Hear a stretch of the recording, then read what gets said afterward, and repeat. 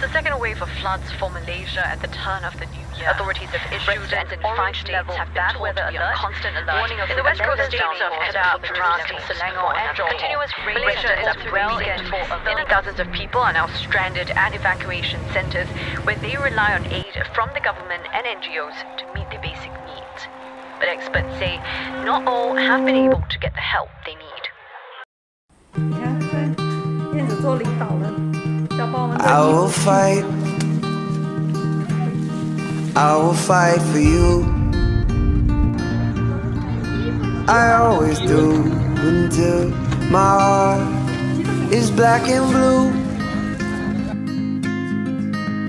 I'll reach my hands out in the dark and wait for yours to until I can